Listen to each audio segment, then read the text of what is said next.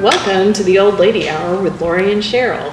And today we're really excited to have our guest, Michael Martone, who is an accomplished and award-winning writer, creative writing teacher, and we're just really excited to have him here. He has a new book out called Table Talk and Second Thoughts, a memoir in flashes.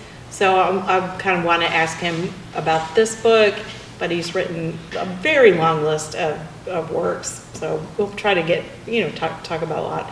And we'll have all that information on our YouTube site. Our producer Sheryl is very good about getting all that information on there.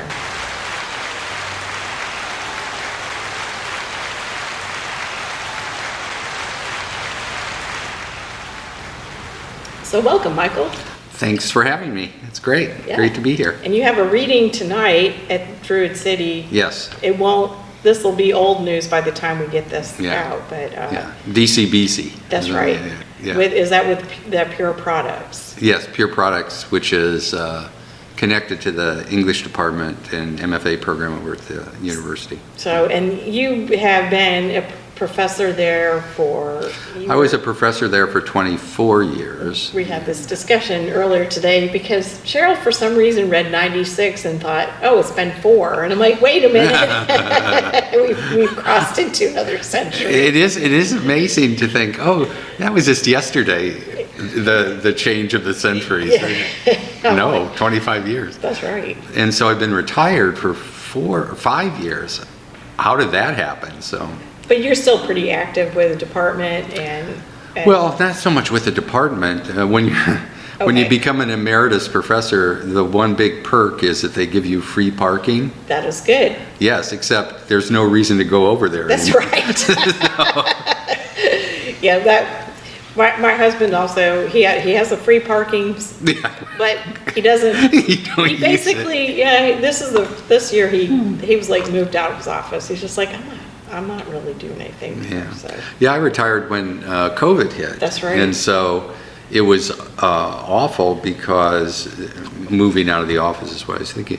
They were completely locked down and abandoned, but they said, you got to clean out your office. Oh, wow. And so it was like to go over to the campus when it was all dead and mask up to clean out my office. It wasn't a very celebrated departure from the university. It was a very apocalyptic time. It was incredible. And I remember one thing you did during that time was you never got your hair cut. Yeah.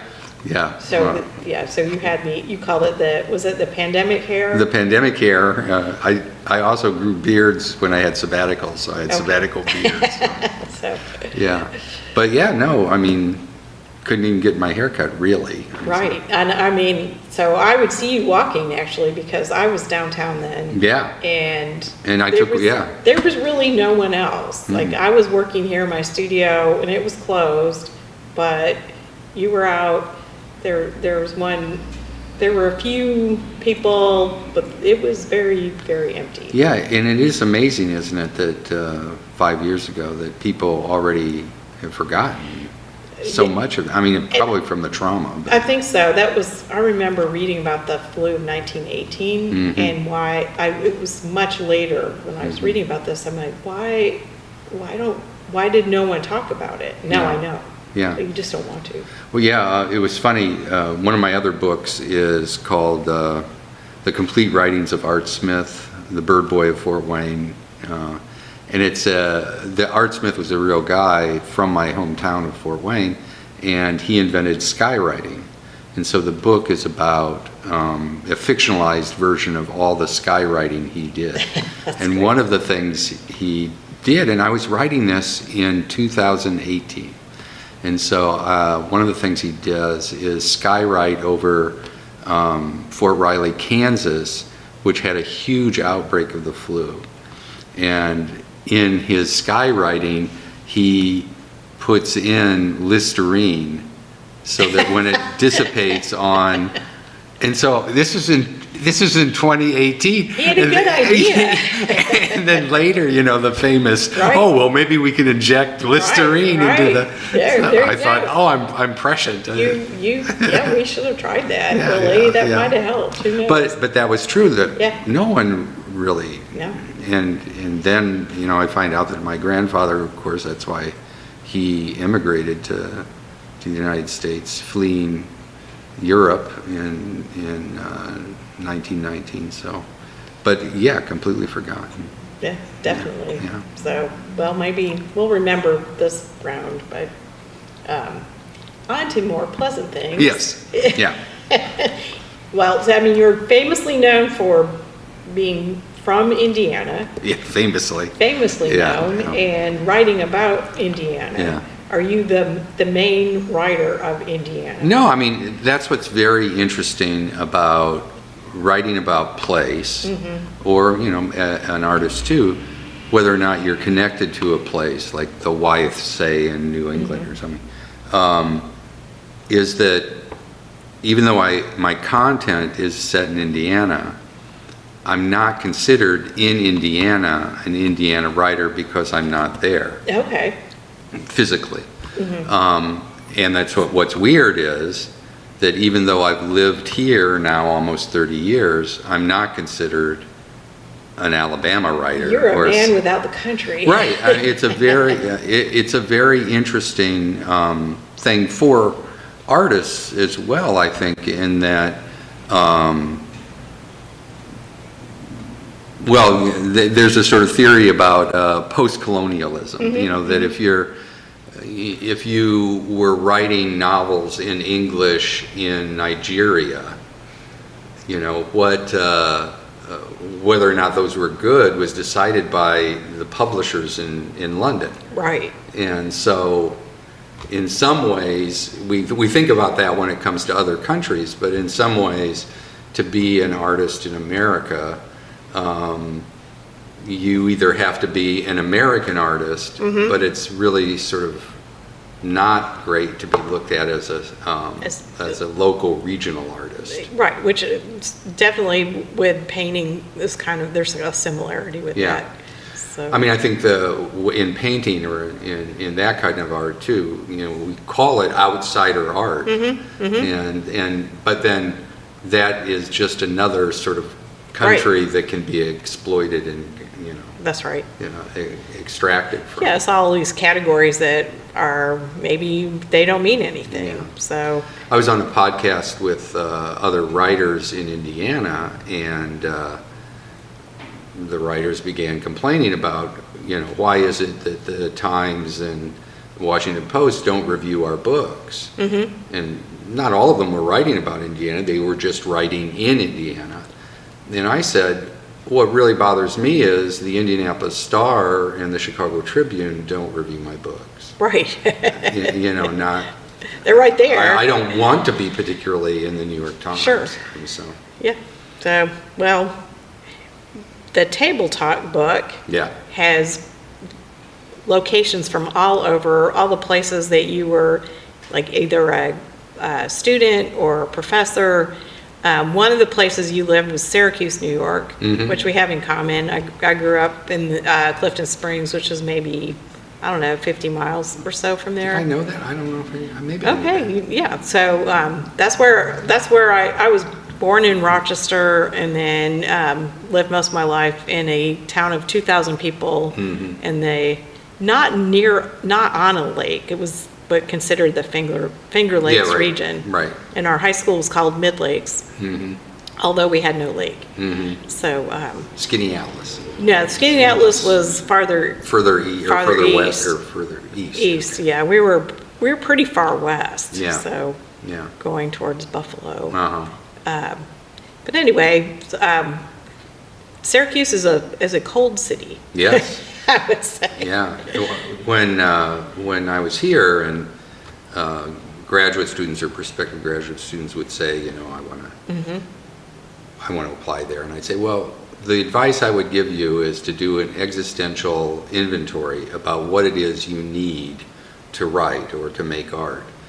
And I say, and when I was up at Syracuse, I'd get calls, and I'd tell them, and I said, we get 60 days of available sunlight in Syracuse because of the lake effect. That's right. So it's dark all the time, and so if you need light and if you need to go outside, do not come here. No matter how great we are as teachers or this program, you don't want to be here.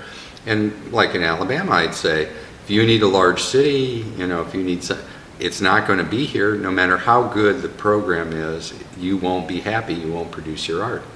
And so, 60 days of available sunlight, that was tough. And that's, I mean, if you're used to it, you're used to it, which, I mean, I kind of was, but I was really happy to move someplace with so much sunlight and color and heat. I don't mind the heat. Being warm is fine. So it ended up, and you've been here almost 30 years. Right. And so I think I feel like people can find the place that is more suitable. And to know and to figure out what that is, what you need to do those things. Yeah, and for me, although it is not a very large city, it's the largest city I've ever lived in, and it continues to grow. No kidding. So, in the table talk, there's so many. It's a very interesting book to me because it feels very pointillist. If I use an art metaphor, I think that's good. Yeah, it's just like little pieces of things. And there was one phrase where you quoted someone, or maybe you just said that that was about maybe trains. It's not poetry, but it's not. That's in the first one. That's the first one. And that one is in Tuscaloosa. Yeah, it's not poetry, but not poetry. Yeah. And I think to me that's the book. It's not that's poetry. Thanks. That's really good. I'm glad you read it. Yeah, I mean, I really enjoyed this book, but I didn't know, like, okay, what is it? Because in some ways it's this very short passages of you accompanying people to like dinner or lunch or and did you have and it's from all over the place, and it's each passage is got a title and a place and a date, and it jumps around a little bit. That's right, it's not chronological. Do you have any method of like organizing it? Well, or just like an organic sort of thing. Well, a couple of things. One thing I wanted to say about the pointillism thing is in the acknowledgments at the very end, when I acknowledge my family, I quote from Sunday in the Park with George. Okay, a song from that, which is Finishing the Hat. And so if you know that musical, which is about the famous pointillistic painting, then you know that it's about his theory of putting three colors to make the eye see one color. Always interesting to me. And as a writer, I was always interested. It's weird that people use, if you're a short story writer, or you know, like on the Emmys, they were talking about storytelling. It's weird if you're a prose writer, they assume that what you are is a story writer. And I never was a story writer. I was a lyric prose writer. And so how does lyric prose, that's not poetry, how does that appear? How does that work? And that's always been my sort of interest in not telling stories. And so I'm using a lot of things that comes from poetry. And poetry's, they have a lot of tricks. The existential thing of what you do, of course, is with paint, canvas, and things. But when you're a writer, your existential material is by nature linear. Yes. It's one thing after, so it really wants to tell a story. Yes. It wants to have a beginning, a middle, and an end, because that's the way but poets and me, have a sort of like, how can I do this use words without doing that? How can I make people assume that they're taking in these things all at one time? And so the great technique, of course, is brevity. And then brevity, as the studio here, brevity is connected then to juxtaposition. And so you are forcing the reader or the viewer to make connections that in a regular linear story, the writer or the painter would do. We'll draw the lines, but the white space or the wall space around your paintings is just as important. Right. So you're engaging the reader to like make these connections. Yeah, there's been an argument in literature, in English departments, and other places about who makes and who controls the meaning of the text. And, so author is connected to authority. But if you give up that authority and you say, no, the meaning of the text is a collaborative one with the reader, then you can see the white space as a kind of invitation to the reader to make the connection. Right. I'm all right with that. And also, like, these are like dropped in on little conversations that you have with writers throughout and there's a lot of famous writers in here. 3 Nobel Prize winners. Yes, so a lot of name dropping. And that was the original title of the book. It's name dropping. Name dropping, yeah. And so for people who read at all, you will recognize some famous. You should be able to. And so you got to be with them in basically just their most kind of mundane periods of time. But there's a lot to be said in here about writing, literature. A little bit underneath. I think there was one passage, and I'm like looking for it. I have too many things marked in the book, so I can't find it. But it was about poetry, about how do you break the lines. Yeah. And it was just like when your typewriter dinged. Yeah. It was like that. So, and that's what you said. So, there's just so many passages like that are about writing literature itself in these little moments. Yeah. Well, another thing, first I should say, and that's in the introduction, that when I came up, I had heard the phrase table talk before. And I thought, well, that's sort of interesting. So I looked up table talk, and it turns out that it is actually a subgenre of the memoir. Okay. And it goes back, it could go back as far as the Symposium, Plato's Symposium, but which is a bunch of philosophers sitting around dinner, just holding forth. But Martin Luther, his book was called Table Talk. And so he had a subordinate sort of sit at the table with him, and as he held forth while he was eating the sausage or something, he would write this down. And so I thought that was right, that it is a kind of memoir. This is my life. My life is made up of all of these points. The other interesting thing, though, is when, I would do applications for writers who were here, unlike your art, our art is the only one produced and consumed in private. Yes. No public, and that's why you do readings. Right, so you can be out. That's as close as you get, but the MFA is a kind of synthetic solution to the isolation of the writer. We're going to make a community of writers.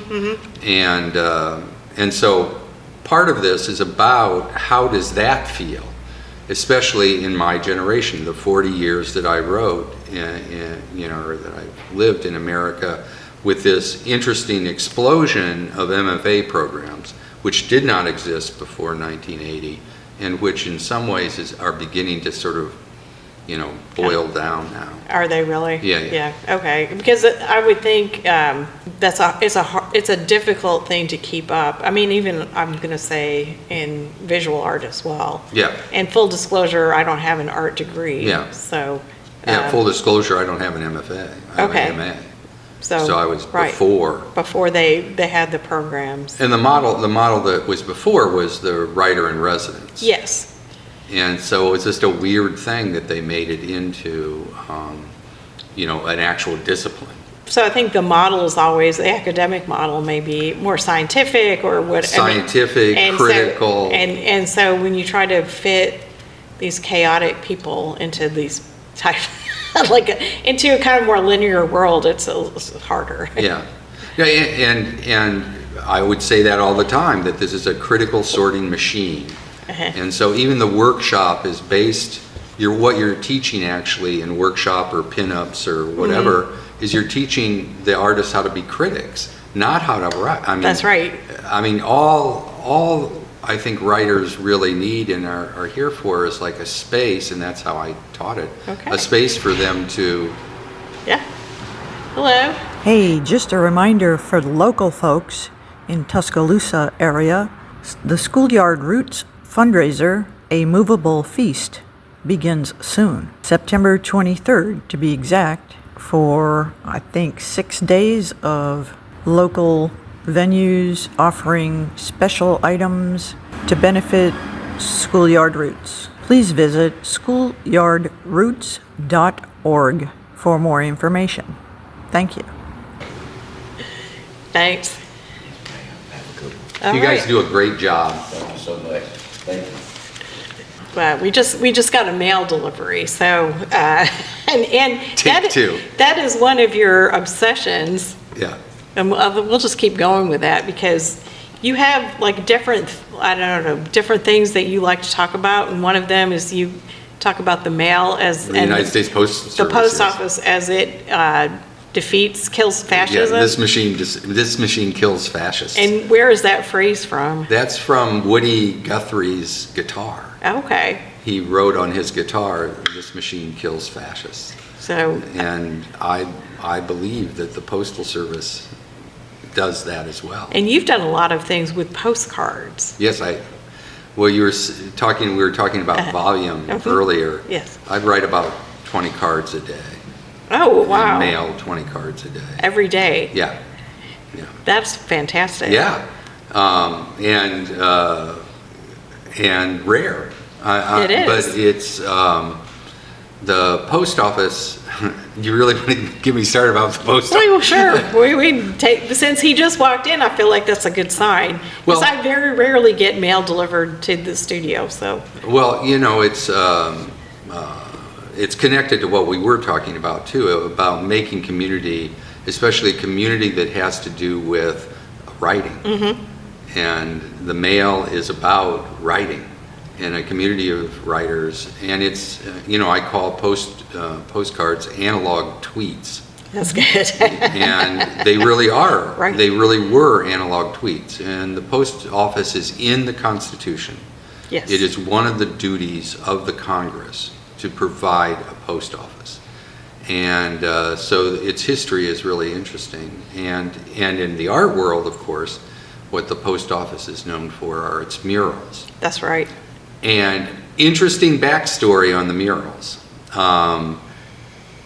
When they see those murals, and they're really great, the neo-realism, sort of propagandistic things, but usually, and this goes back to our earlier conversation, they're very regional centered. They are. You go into one particular place, you see the products of that town there, and but people will say, oh yeah, that was the WPA and Roosevelt providing work for artists. He did do that, but with the post office, it was special. When he came in, he knew that the United States citizens' relationship to the federal government would be changed by what he was about to do with all of the things. And it's true, we live in a post-Roosevelt world, but he realized that the only contact that most of America had had with the federal government before the Great Depression and the New Deal was the post office. That's interesting. Yes. Yeah. So every town had a post office. So one of the first things he did was, the post office was in the Treasury Department then, and he had a huge building program to make these buildings to say, essentially in architecture, the federal government is here now, and it's in your lives in a bigger way than it's ever been before. And so he wanted murals that were propagandistic, but were not like the propaganda of Nazi Germany or were they more celebratory? Yes, and there More were than- no right. eagles, no Right. flags. It was about the people. It was that lived about there. people who were growing corn Sure. or, making the paper bag. There's a Uh-huh. great mural about the paper bag manufactory of New Jersey, So that I think is really an important thing to realize that a uniformed member of the federal government Just delivered the mail to me. visits you 6 days out of 7 every day. And that was a nice new truck that they Yeah, had. So yeah. it was not a broken down one. So- which I think we've had those. The other thing is that the post office is the largest hirer of veterans. Yes. And for many people, the post office serves as a bank. It does. And And for rural communities, it is one of the only ways to that's right. to be get connected. a lot of Still, a lot of medications are delivered that way That's right. for people who can't get out. Yeah. And, and I mean, what is also interesting, especially in the Tuscaloosa thing, is that we, talk a great deal about democracy, but you go into a post office and you stand in line, you stand in line. You do. You don't get to go first. Nope. It is. Yep. So there's a lot of anti-fascistic performance that the post office has.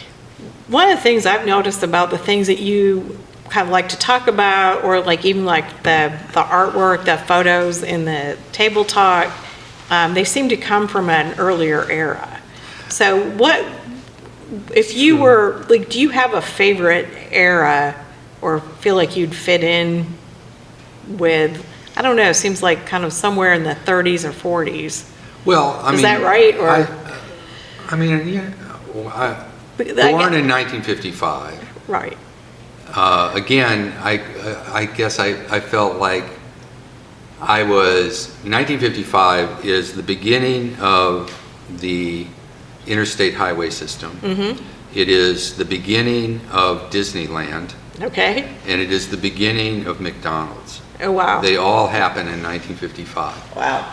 And so. And your birthday. And so- my birthday. So. And so, I entered into that world, but I was on the cusp of late baby boomer. Right.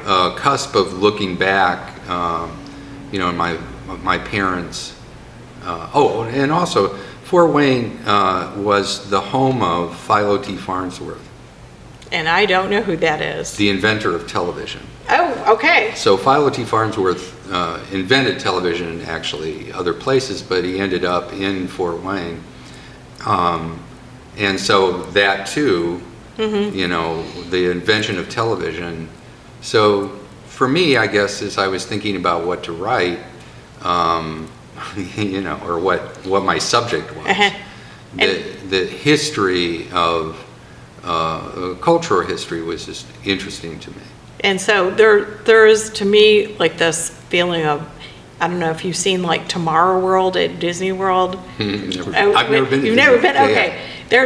There's a, because I think Walt Disney himself was really interested in technology, and that, so there was some display called Tomorrow World. Uh-huh. And it was about gee whiz technology and everything at a time, at a much earlier point in history. And so it seemed more fun than it is now. Yeah. It's like the current technology now seems like, okay, it's a little scary. Yeah. And there it was just fun. Yeah. So it was like, toasters that toasted on demand, or, So it Yeah. wasn't something you had to fight with? it wasn't the robots that seemed to be our overlords. Yeah. That's right. So. But I mean, that's the other interesting thing about Disney. Well, one side thing about Disney is that his greatest invention was the line. That's right.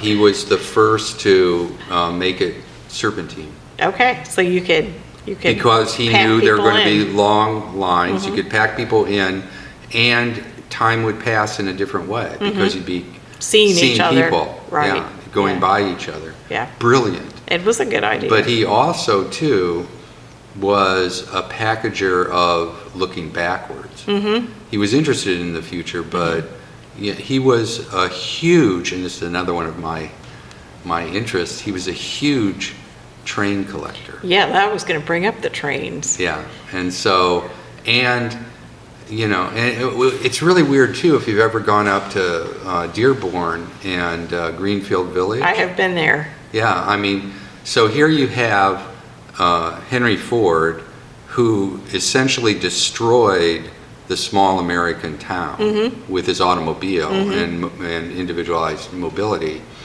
and yet nostalgically rebuilds that town and only allows Model Ts and Model As to be in it. But there are horses, there, Sure. that whole thing. Yeah, it's that. I mean, I was a child, I think, when we went there. The Greenfield Village. Yeah, because I have relatives in the Detroit area, so that's where.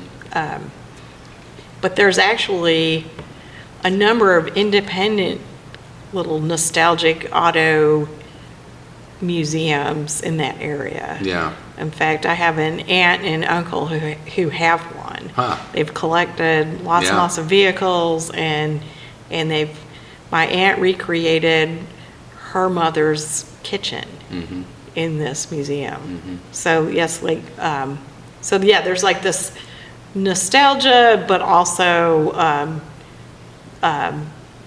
this.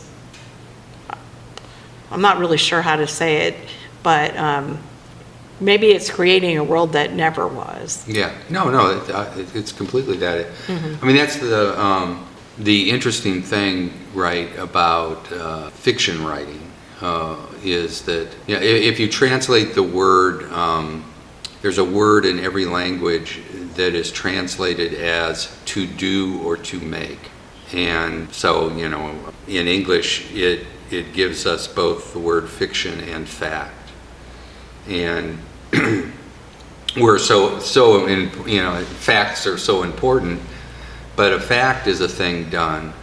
Once it happens, it's gone. But a fiction is a thing made, but when the fact is done, it leaves residue Right. of its happening. Right. And a fiction is then something that sort of uses that residue. Okay. Or tries to figure I out like that idea. the residue. And in a way too, right, the Civil War battle, say at Chancellorsville, that happened, but now that it's over, how do we know that it happened? Well, people wrote letters home, people, the newspapers were there in a newspaper record. It's a national park now, and so there are artifacts that are there. There could be eyewitnesses still alive 150 years later, but it's all gone, and all of that can be manipulated. But a book that is a fiction called The Red Badge of Courage, which is about the Battle of Chancellorsville, once it's in the world, There it it is. has a reality. Right. And you can smell it and taste it and all of that. And so it's really, to say something like that is to go back to your question, why am I interested in that? That's very interesting to me. To constantly look through the residue of things that have happened. Donald Barthelme said, I'm on the leading edge of the junk phenomenon. Okay. And I think I'm in that school, that I'm a nominative person, that I like stuff. Right. Whereas I think other writers, and back to writers who do stories, they're in the verb. Right. Things that are happening.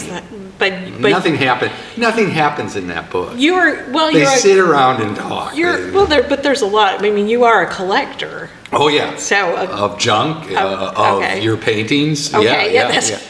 You have thermoses. Yes, I have thermos collection. You have a postcard collection. Postcard collections. Hat collections. I was going to say you like hats. Shoes. Yes. Oh, okay. I didn't know about the shoes. Oh yeah. You want to know the history of the saddle shoe? Okay. Okay. So in the 19th century, right, there's a huge immigration in the United States, people coming from the farms into the cities. And one thing that happens is the invention of the YMCA, because we have these farm kids. You needed a place to stay. And why do you have a gym there? You have a gyms there because these were kids who were working on farms, and now they're sitting behind desks, and so they need to exercise in a way that was normal before. And so they invented the wood-floored gym. Okay. And one of the things they discovered was the regular leather-soled shoes. They scratched it up. They scratched it up. And so the Spalding Company went to B.F. Goodrich, or maybe it was Goodyear, and they said, I think it was Goodyear, they said, we need a rubber sole. And so Goodyear had brake linings that were that red rubber, Okay. and Spalding put that on a white shoe. And there you go. But it gets weirder. Okay, so that was the first gym shoe, Okay. but it started ripping out in the insole, because They had to reinforce yeah, it. because it was Right. it wasn't just a walking shoe. It was a. Yeah, they were it was moving a- around yeah. in it. And so they put a black saddle Ah. over that white shoe, and this explains why in our high school time, the cheerleaders were still wearing saddle shoes. I don't think mine were, but I Right, would yeah. find, they might have been. Yeah, I They might mean, have you been. can look at pictures of the 50s, 60s, Okay. even into the 70s. Okay. Before they got acrobatic. Right. And before really the rise of Right. Nike and all that. That's right. Special. Moving on ours. I don't know. Yeah, we're in Cheryl and I are in a weird period of demographics Oh. because she was born in 60, I was born in 61. Uh-huh. And so we're at the very end of the baby boom. Yeah. But we were really had a whole different reference of music and Yeah. and everything. Just those few years made a bit of difference. Those years were just incredible. So yeah, so for me, As far as the junk that was being produced. oh yeah, yeah. So yeah, and for me, it's like even like my husband grew up like with the Beatles and kind of like the peace era and so on, and he was a little bit young for Woodstock, but not too, that was all part of it. And by the time I was in high school, it was just basically disco. Yeah, right. And so, and then in the 80s, early 80s, when I was in college, it was just a really different time. So, No, I felt that same way too. I've said often that I was so angry at the people just 2 or 3 years Right. older because I would have to, during the Vietnam War, I was in the last age group that had a number. okay. Of the So draft. you still had a lottery. Yeah, but I graduated in 73, so they were no longer calling people, but That's I right. had a number. But I would argue with my grandfather and my father about the Vietnam War. Meanwhile, the kids 2 or 3 years older than me were in college having fun. Right. I mean, they may be protesting, but they weren't talking to my grandfather and father That's right. about what was going on. So. Yeah, it's a different demographic. But isn't it interesting now? I mean, I told my students this when Trump was elected the first time. I said, I'm not saying that my experience was special, but I can say that what's going to happen, I've been through it kind of. And that was the time in the 60s and 70s. And you're sort of at the end of that. And that was everything was politicized. Yes, and we talked a lot about, we did talk a lot about, we just assumed everything was political. Yeah, right. We just assumed. Yeah, your hair length, what you wore, what you ate. And then all of that. I feel like there was a time where we don't need politics anymore. Yeah, I just think it was exhaustion. Right. To try to maintain that. Yes. And that was made fun of, like disco was made fun Right. of. But that's what I said to my students who didn't know what was going to. I said, that's what's going to happen. And, I hope that we get exhausted. But what has been amazing about this last 10 years is that we're not exhausted yet, or so it seems. It keeps going. It keeps being politicized. And I think that the difference now is basically the internet, social media. Yes, that's completely different. And that, I think, affects everyone, even in, how they write, how they think. So I think that's interesting that the postcards that you're writing, all the analog works against that constant stream. Yeah. Although you are pretty effective at using social media.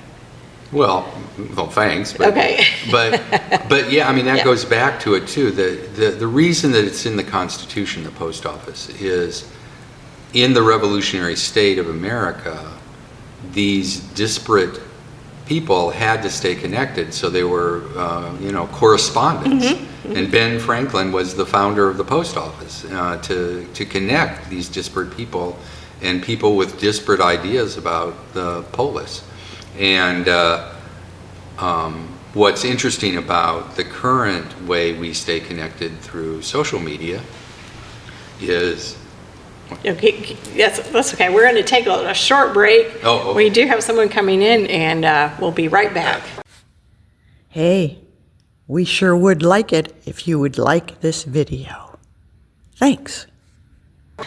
Okay, and we're back. I want to take this opportunity and this break to tell everyone that we're sponsored by Overly Helpful Helene. When you need someone who's overly helpful, call Helene. Helene! And we're back with Michael. Michael Well, I was Martone. saying beforehand Yeah. that with the new technology of communications, also the rise of surveillance. Oh, yes. And so another nice thing about the post office, though a postcard's an interesting Yeah, it's object. a little bit because public. It's semi-public, and you can use it that way. But you can also embed codes in it and things like that. But a letter, they have a whole police force. That's right. You're not supposed to open no, those. that's right. So we may be back to writing a lot of letters. Or maybe you are. I mean, there have been political movements of writing postcards and things like that's that. right. Yeah. And I mean, before this era too, it was mail advertising that was the big thing before the internet. But now that the internet has taken up, I mean, how many things do we get every day asking for money? And right. It's endless, really. But you have, what I find interesting, what you've done with, I guess mostly Facebook, is that you have themes that show up, which collections again. Collections. One are the chairs of the day. So how did that start? Well, that's another collection I have. Okay, so you have, but I have not chairs. You don't have all the chairs that you've Oh posted. no! 'Cause that would I be wish a lot I of, wish I that's could. a lot of chairs. I wish I could, but well, I mean, Syracuse. You know what Syracuse is famous for? I do. I really don't. The Orange Men. I don't know. Stickley Furniture. Oh, okay. Well, I do know Stickley Furniture. And my first job was at Iowa State University, so back then you could get this beautiful arts and crafts furniture for nothing. Because no one wanted it at the time. Because it was just regular furniture. Right, that's right. Yeah. Quarter sawn oak. Oh my God. It was just beautiful. And so I accumulated. And then I ended up at Syracuse, which is the sort of beating heart, the Stickley company. And it was still so cheap until Barbara Streisand Barbara? bought Stickley's own side table. For like $300,000, and then it's like, oh, we have to collect this. And Right. Stickley, which had been making the furniture company had just been making sort of Chippendale knockoffs. They started redoing that All the arts and crafts all the arts style. and crafts stuff. Yeah. So then I thought, no, I can't afford this anymore. So then I come to Tuscaloosa, and back before where the park is Right. now, where the Chucker used to Yes. be. There were a bunch of used furniture stores. There were. I do remember that. And this was in '96, back to mid-century modern. I thought, this is really interesting furniture. This mid-century modern stuff.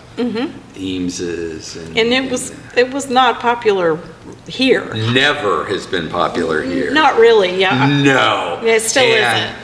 And But there are mid-century modern houses still here. Yeah, but not that many. No, Right. because even if they put up a mid-century modern house, they're going to put columns in front of it. Well, yeah. Yeah. And so, My thermos. Oh, thermos. Oh, yeah, that's another. Yeah. We'll get to the thermoses in a minute. But Shiny So- object. Yeah. yeah, squirrel. Well, we've had a literal squirrel in here, so Yeah, so anyway, it was like I picked up an aluminum group chair, leather chair, or Teresa did actually, for $5. You know, Yeah. yeah, and fiberglass shell chairs and all of that for nothing, because when they did get here, maybe through the university, you know, people had them. They just didn't They want didn't them. know what to do. Nobody Right. wanted to do that. And even now, that has become, again, unaffordable for me. You know, Okay. I mean, and I still don't see it here. I mean, it just No, never. it doesn't, it didn't really, I mean, I ended up, when I had my first gallery back in 2005, the university had got rid of a bunch of these very nice green, I'm not sure if they were actually leather, but they were this kind of light, Aluminum group. they were kind of a light green color with chrome. Yes, And yeah. they're very comfortable. They were at Temporary Emergency Services or outside at the thrift store, and I bought them for my gallery at the time, which was a nice big space. And I had 2 or 3 of them. Where are they now? I don't know, because I had to close the gallery and I didn't have any more space for them, and I didn't have room for my house, so I took them back to Temporary Emergency so they could resell them. So yes, they were beautiful chairs. Yeah. I also had a chrome table with a mirrored top that I bought from what was the used furniture store where the art center is now, where the Dinah Washington is now. Yeah. Yeah. Oh, yeah. They had Ooh. so many things. I made someone take, there was like mattresses and stuff piled on top of that. Yeah. And I made him uncover it, and I bought it very inexpensively, and Yeah. I used that, and then my daughter used that in her studio space. We brought that table all over the place. Yeah. Until I think we finally broke it. Yeah. But, yeah. But, I mean, here's the other interesting thing is, I mean, I'm interested in the furniture Mm-hmm. aesthetically, and again, just in this sort of residue and its connection to history, but I'm also interested in,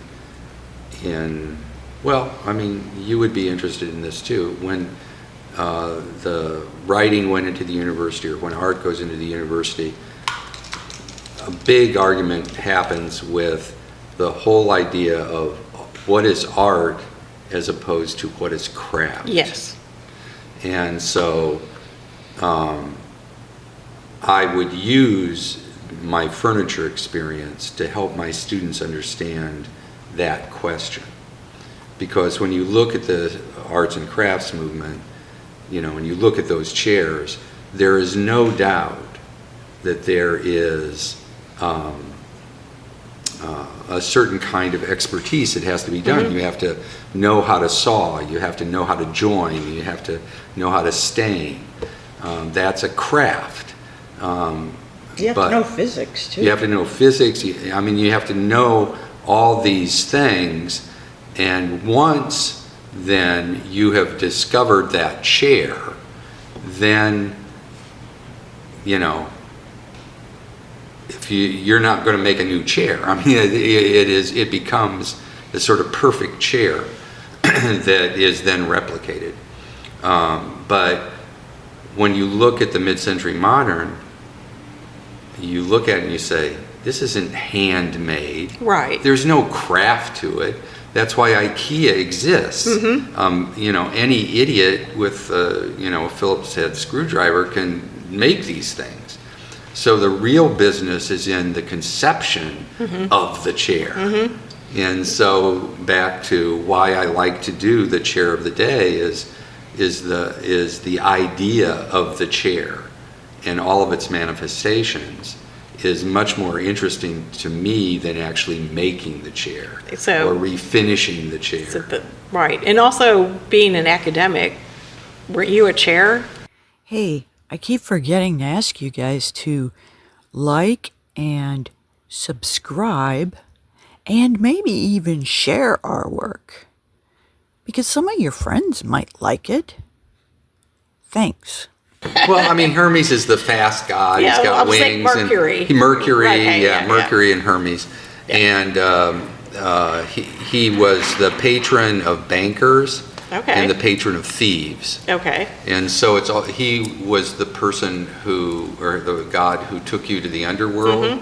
And he was just a great trickster.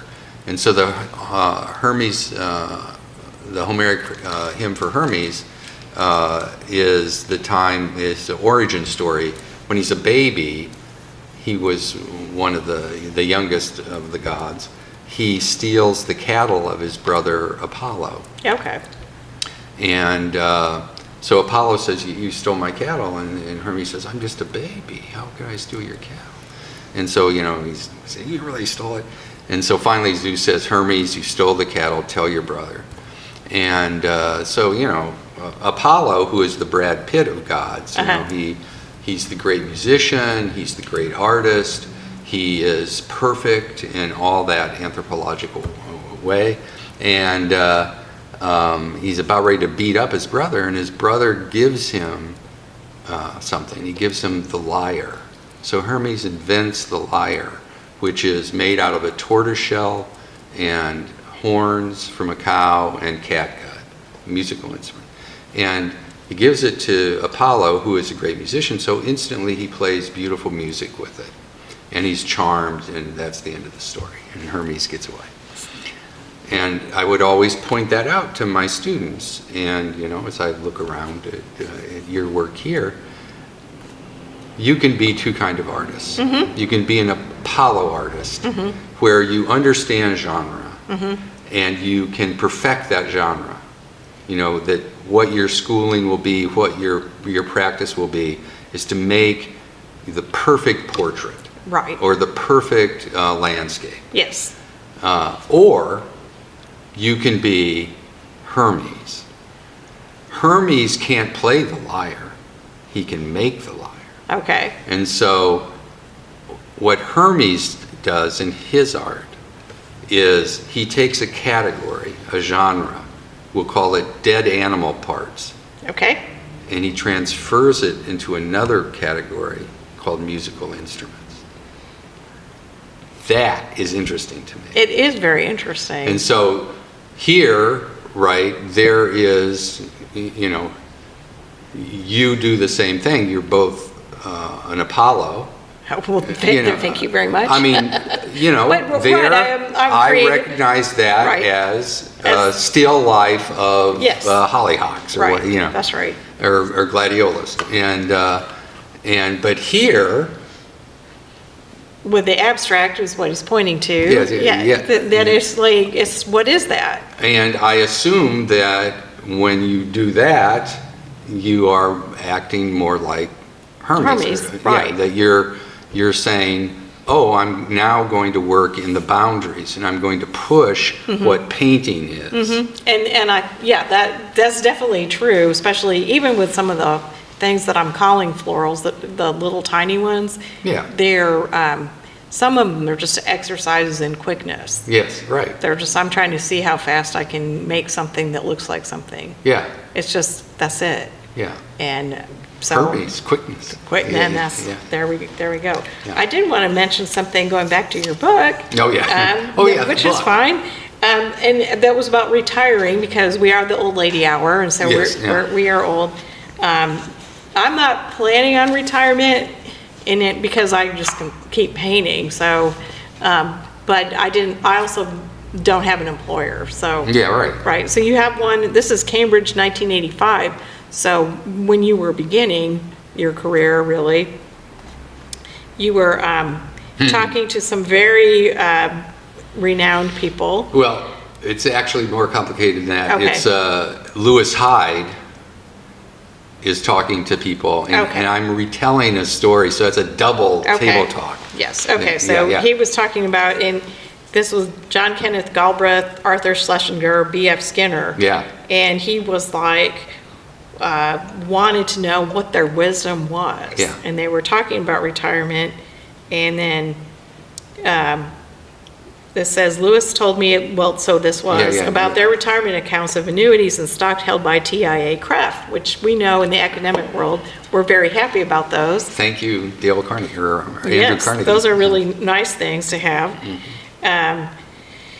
So I'll just read this. Lewis told me another thing, his book, The Gift, about art's connection to the economics of gift giving and receiving and the building of gift communities, was highly successful.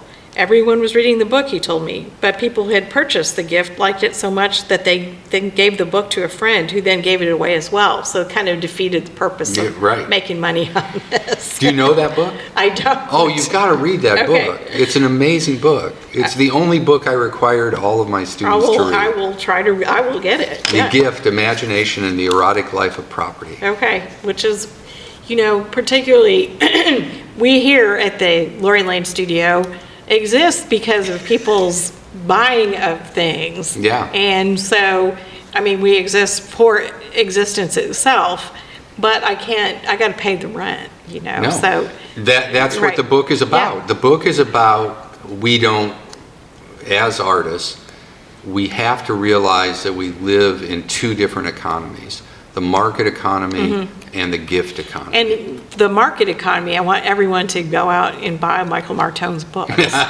Don't give them away, just buy them. Okay. But, yeah, well, that's a whole other hour if we're going to talk about the gift, but, yeah. But anyway, I do think that there's a lot of humor in this book, and it's very understated humor, but I think part of what I was laughing about was, yes, this great wisdom was talking about their annuity accounts. No, that's what's really interesting about what people are involved. I think people think that, artists are like a different species, but not really. Everybody has to do all of these things. They still have to. I think that, we've kind of been sold this stereotype of the artist as someone like kind of crazy or really impractical or really out there. And there are times, and there are people who follow the stereotype. But for many people who create, we have to be actually kind of self-employed business people to continue to do what we want to do. Yeah, it is, again, back to writing, though, of course, painting is also that way as well, is that there is the eccentricity of being an artist. I was just saying to Teresa, too, that a lot of people say, come to school, I want to learn how to be a writer. Or if I'm in an interview, people will say, well, when did you know you were going to be a writer? And I was fortunate enough to have a mother who was a writer. And, she was a school teacher, but she also, was raising us and had all of this. And then at the end of the day, she'd sit down and she'd write. She'd either write in her journals, or she would write like the invocations for the PTA meetings. She had a little newspaper column she wrote before. And so growing up, and as I was watching adults, they made dinner. Yeah, this was something humans do. It was not an odd activity. It's just like part of your life. And it was only later that I realized that's not true for a lot of people. It is not. And so you can think of your daughter. Right, exactly. Grew up with seeing you do that. This is not something that, it is special, that you even have to go to school to learn. Right. It's just something that's already in you. We just sit around and let's paint, let's draw, let's make something. I saw an interesting thing on the internet about AI. And one of the things this person was arguing about is that, yes, perhaps, in the near future, AI can do, paintings as well as Michelangelo or something like that. But the real question is, why would it want to? That's right. There is nothing in AI that has been demonstrated that it has a motivation. It really doesn't. To make art. It's only the artists who are making it make stuff. That's right. Yeah. And so I thought that was really interesting. Yeah, it doesn't care. No, and that's why I don't particularly fear it. In that way. Right, I don't fear it. I think it's basically going to be another tool, because I do keep coming back to I'm old enough to remember when answering machines were invented for telephones, back in the non-cell Yes, phone days. yes, yeah. Yeah, so back with dial phones, or maybe it was always Push button, yeah. or it was always exciting to have a cordless phone. But answering machines would pick up for our young folks, our young listeners.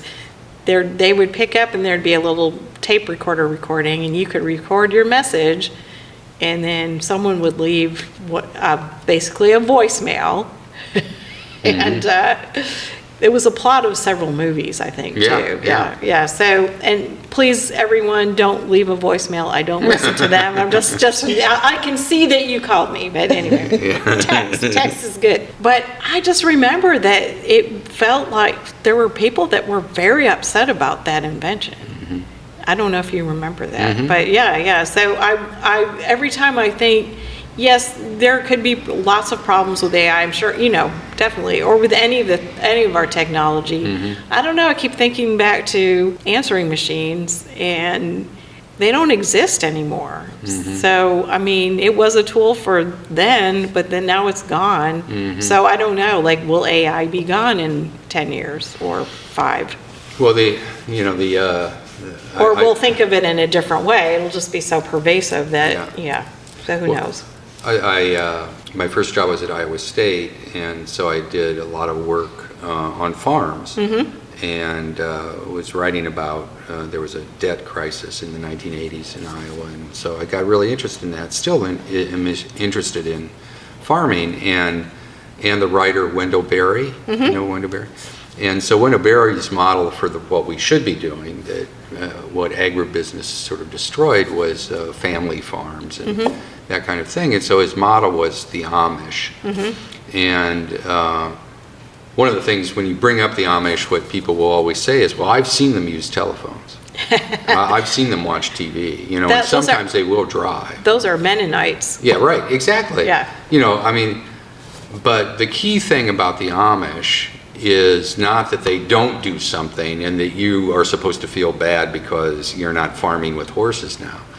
But when a new technology comes out, they actually go to, what is it we value, and how is this technology going to affect it? So often I think when new technologies come out, we aren't reflective about the consequences of the new technology. And so the example that I always like is and what the Amish have too is that God says not to do this. And so they don't use Velcro. Okay. And probably the reason they don't use Velcro is, well, it's not produced on the farm. That's one reason. But the other reason is that Velcro was replacing tied shoes. Back to the shoes. Tied shoes. And so a young kid could, put his shoes on without having to learn how to tie the shoe. That's right. But that means that grandfather and grandmother, father and mother, won't teach the kid how to tie shoes. And so that connection to the next generation was broken by this little technology that seems benign to us. But they are conscious of perhaps the non-benign quality of that technology. And how it affects the traditions how it and affects community. what they value. Which I feel like there's discussion like that even with like cursive writing. Yes, exactly. And so they're now having to hire specialists to read older manuscripts because we're not teaching our kids how to write. Yeah, no, that's true. And the cursive system was also, it was to speed up handwriting. So that in its day, it was the new technology. Yeah. So yeah, there's always something new. Yeah, it's very interesting. So, do you have a new, before I get to that, you mentioned farming, you have a pretty big flower ornamental garden. Oh yeah, I like to garden. And you've been a big sponsor of Schoolyard Roots. Yes. Yeah. And so we'll just mention that fundraiser's coming up pretty soon. Yeah. Oh yeah, you were just talking to Nicole. Yeah. So we like to sponsor it. It's a great program. Yeah. Yeah. And I was enjoy seeing pictures of your garden, and you've Yeah. incorporated one of our artists, Steve Davis, and his sculpture into it. So, see, And we're all connected here. if you were going to ask about what I'm working on, I just finished Yes. a book called Follies, Ruins, and Ducks. Oh, so this all has to do with gardening. It does. I mean, Do you have an ornamental hermit? Because I've always wanted an ornamental hermit. I don't, but Steve just did a sculpture called Murmuration. Have you been by it? I've seen the picture, yes. And so they're garden follies that and of course last night with my son's performance down there at Capitol Park, that's a great folly. It is. In Capitol Park, and then also it's a ruin, and so back Okay. to the earlier Yeah. question about history too. Interested in the manufacturing of ruins. Okay. The contemporary manufacturing. So, like the Parthenon, most famous ruin, was made it into the 19th or the 18th century, and it was then blown up by the Turks. And so then years later, now they're trying to renovate the Parthenon in Athens, the most famous ruin. The question becomes, to what place in time do you renovate it? That's right. And so they renovate it to the moment right after the explosion. So it's still a ruin. It's still a ruin, Uh-huh. and that's what's interesting, right? Is that pile of rocks is more emotional than the pile of, the original Parthenon, which you can see up in Nashville, but not completely right, because the original Parthenon was all painted. It had bright colors. Yeah, incredibly. It looked like Right. McDonald's. Right, and I think we want our history to be blown apart a little bit and faded. Fascinating. And so it is. I'm looking forward to that book. Yeah. So that's When is that coming out? Well, I don't know. Okay. It's connected to three other books. One on forts, one on walls, one on towers. So all architectural stuff, because then those 4 books will be incorporated into a larger book that I've been working on for 40 years. Wow. Called Fort Wayne. Oh, that's wonderful. Which is about a person who is trying to save his dying town and comes up with an idea for a tourist attraction, which is to take Fort Wayne and make it into the only walled city in the United States. So he's building a wall, and so he has to do research on walls and ruins and forts.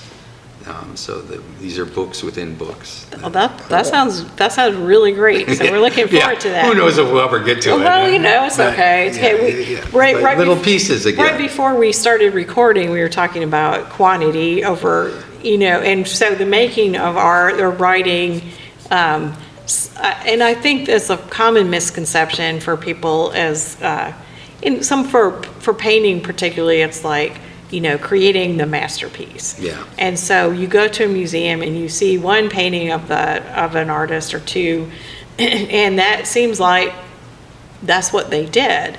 And, it looks great and everything. So when I've always been painting, but at some point I was embarrassed by how many paintings that I had and how much I was painting. Until I realized, you just don't see a lot of the artist's work. It's all out there. Yeah. It's not that they did 2 amazing paintings. They did 500. Yeah. And so, but same with writing, you just got to keep at it. Keep banging away. The history of the Mona Lisa, right? That it was stolen. Yes, and then That's what made it famous. why it was why we were kind of, fascinated with it. Yeah, it's interesting too. Like Gertrude Stein, everyone will agree, is a great writer, and she wrote a ton of stuff. Mm-hmm. But 2 things. That's right. A rose is a rose is a rose, and there is no there. Mm-hmm. So it may be a function of art that you have to write all of that to get that. And that's possible. And that kind of goes back into kind of some kind of efficiency, which I feel like you gain over time after making, and I was talking about this with my Ollie class yesterday, because we were doing sketching, and we were talking about detail versus big shapes. And I feel like when I'm starting off, details seem more important, and at this point, to me, it's like the big idea, the big shapes. Yeah, So, concept over. and really, you get more efficient with being able to do the same thing. So, And there, there's that old argument too, the Matthew Arnold saying, best word in best order. And then Ginsberg saying, first word, best word. that's right. And so, Yeah. I mean, you can maybe look at your life as moving from best word and best order, which is a sort of schooly thing, to first word, best word, meaning like I'm running out of time here. And we do. We do run out of time. We do. So in collecting things, we kind of realize maybe we got to wrap up this collection. Yeah. So I could end with Stalin. all right, that is a very dark end. Yeah, no, I apologize, but during World War II, the Germans were making incredibly good tanks, and being sort of replicated right now in the Ukraine, and what was Stalin going to do? He realized he couldn't make those good tanks, but he could make a lot of sort of just good tanks, not really great tanks. Good enough tanks. Yeah, good enough tanks. And that strategy won. And so what he said was, quantity has a quality all its own. That's good. That's what we're all about with our podcast too. Yeah. We're just Quantity has a quality all its own. It does. It does. So, That's a good. well, thank you so much for being Well, thanks here. for having me. It was and great. You know what time it is, Cheryl? It's time to watch our shows. It's time to watch our shows. Bye.